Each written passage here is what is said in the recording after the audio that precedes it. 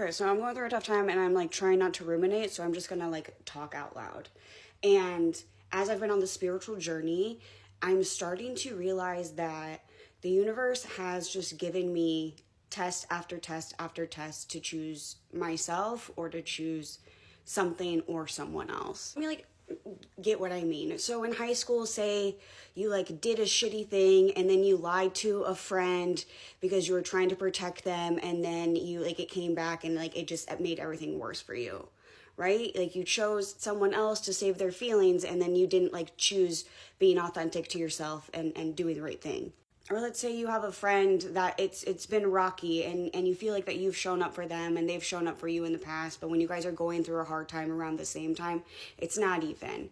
And you do express your love languages differently and you approach things differently, but at the end of the day, if everyone around you is the asshole, you're the asshole. So right now I'm going to just like choose my peace and put that relationship on hold or on side. I don't know. But what I know is that it's been consistent of me and her coming back together. And then during really like fucked up times in need, we treat each other like shit. And it's not good for me or her. So I'm going to choose myself. Now, here's where it gets tricky is when...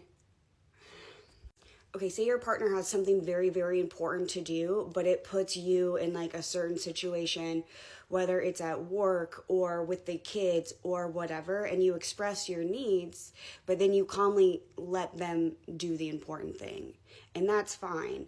I got out what I needed so we could work out the kinks. So in that moment, though I'm allowing them to do what they need to do, I'm still choosing myself and choosing my family and protecting my peace. Now, having the gift of discernment, people seem to think that when I speak, I'm judging them, and that's not the case. If you're gonna try to make it black and white, I'm gonna ask why it's black and white. That is what it is. But I'm not gonna judge you till after you tell me what's black and white. I'm not gonna judge you, but I'm gonna form my opinion. I don't have an opinion on it, but I wanna know why it is the way it is. And that doesn't make me an asshole, that makes me curious and maybe a little autistic. I think right now I'm like in a position where I'm scared that I'm stonewalling people and not giving them the reason as to why I'm choosing my peace. But I also think if I take a step back, like it's clear. It's clear. And I'm not going to provide more chaos in an environment that I seem to be making chaotic by unfortunately being a primary parent. And that's in work and that's in relationships and that's in friendships and I'm over it. I'm done. I did it, and it didn't work out for me. And so far, every time I've chosen to do the opposite of what's going on in my brain and not go down that rabbit hole and not ruminate, my life has been excelling.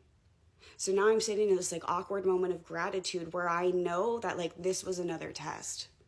This might be like the last things holding me back before I reach a level of euphoria maybe with my family. Like I know we're still going to go through hard things, but I think that we can like sit there and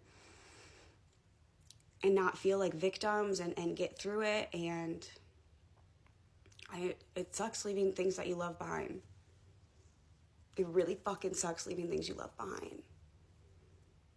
But if I watch my life change dramatically over the next 3 months, then I know that this was God or the universe or whatever.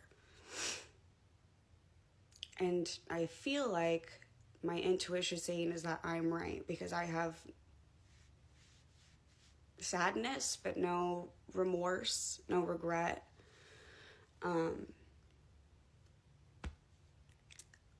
I'm fond of those memories.